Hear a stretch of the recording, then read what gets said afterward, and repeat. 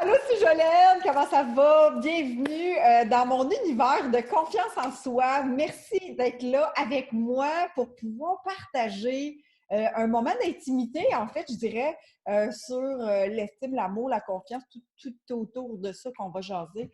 Parle-moi, présente-toi, Sigolène, excuse-moi, Sigolène, présente-toi. Dis-moi d'où tu viens, dans le fond, qui tu es, qu'est-ce que tu fais, puis qu'est-ce qui t'a attiré à faire cette entrevue-là avec moi. Écoute, merci Hélène. Donc en fait, moi je suis Sigolène, mais Sigolène, c'est joli aussi. Donc en fait, j'habite en France, j'habite dans le sud de la France, pas très loin de la Méditerranée. Et qu'est-ce qui m'a attirée? Sur la partie confiance en soi, je fais pas partie des gens qui ont énormément confiance en eux. Et je trouve ça toujours intéressant d'arriver à travailler sur ce sujet et de voir comment on pourrait progresser. Qu'est-ce qui fait que un peu confiance en soi, on finit par avoir beaucoup confiance en soi. Oui! Et parle-moi, tu sais, que tu dis que tu n'en as pas beaucoup, que tu es en train de la travailler. Alors, qu'est-ce que concrètement tu as pris conscience ou que tu as changé pour pouvoir savoir consciemment que tu es en train de faire un changement là-dedans? Alors, il y a 2 choses, la première, c'est que, moi, je suis plutôt, une hyperactive, perfectionniste et donc c'est souvent, la confiance en soi, si c'est pas parfait, forcément, c'est pas que c'est pas bien, pour moi, c'est que c'est nul et donc le premier point sur lequel j'ai travaillé, c'est cette notion d'accepter ses imperfections et qu'au moment où je l'ai fait, donné le meilleur de moi-même, pour arriver à faire, le rendu qui était proposé. Et donc, j'apprends à accepter ces imperfections et en acceptant ces imperfections, automatiquement, je cultive un petit peu ma confiance en soi. Et puis, le deuxième point par rapport à cette confiance en soi, c'est de se dire et si finalement ce qui était fait immédiatement, comment je pourrais le faire progresser par la suite, mais si j'acceptais que ce qui a été fait immédiatement soit déjà chouette. Et puis, et ça rejoint cette partie-là, d'arrêter de demander systématiquement à tout le monde, hein, si tout le monde est d'accord. Parce que c'est un peu, tu demandes à 10 personnes et puis dans les 10, il y en a toujours un qui va dire: «Ah ben moi j'aime moins». Et Mhm. quand tu as pas confiance en soi, la seule chose que tu vas retenir, c'est celui qui t'a dit: «J'aime moins». Donc j'apprends, justement sur cette partie, confiance en soi. Oui, c'est bien d'interroger les autres, mais presque créer des pourcentages et si, tout le monde te dit que c'est amélioré, tu sais que c'est amélioré. Mais en tout cas, s'il y en a qu'un seul, ne pas focaliser sur, la personne qui t'a fait une remarque et plutôt, penser à toutes les bonnes choses qui ont été faites. Valoriser les bonnes choses qui ont été faites, oui, vraiment.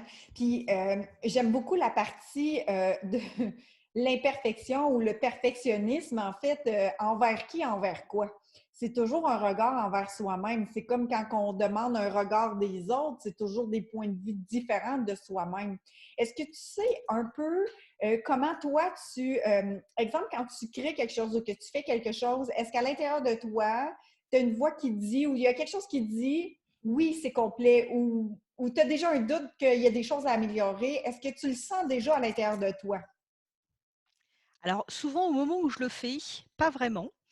Alors moi je suis plutôt bourrée de travail, ça m'arrive d'être encore à mon bureau à 20:00, 21:00, voire 22:00. Quand je ferme le soir, je me dis: «Ah, il y a encore tel truc, tout» et le lendemain matin quand je rouvre, parce que je continue à bosser, je me dis: «Ah ouais, ah non, ah ouais, non mais en fait c'est chouette quand même ce que tu as fait». Donc c'est pas dans l'immédiateté, mais c'est plutôt, quand je rouvre le lendemain ou quelques jours après, quand je vois ce que j'ai fait et je me dis: «Ah ouais, quand même, ça c'est ouais, ça déchire».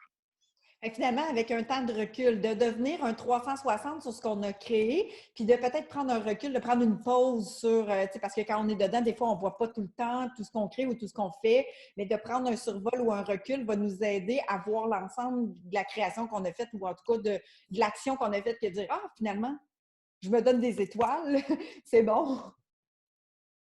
C'est ça, c'est exactement Oui, ça. bravo. Si, exemple, tu aurais un conseil à dire aux gens qui sont peut-être à la construction ou à nourrir leur confiance en soi, quel conseil que tu pourrais leur donner? accepter qu'on a fait le mieux qu'on pouvait au moment où on l'a fait, même si c'est pas, comme on le disait tout à l'heure, parfait. Ah, wow, j'aime ça. Accepter qu'on a donné le mieux au moment où on l'a fait. Bravo. C'est ça. Ah! Est-ce que tu aurais Je autre t'ai chose à... séché là. C'est parfait. Mais en fait, chaque moment qu'on est en train de vivre, toujours après recul, on réalise que c'est toujours au bon moment et c'est toujours au bon temps.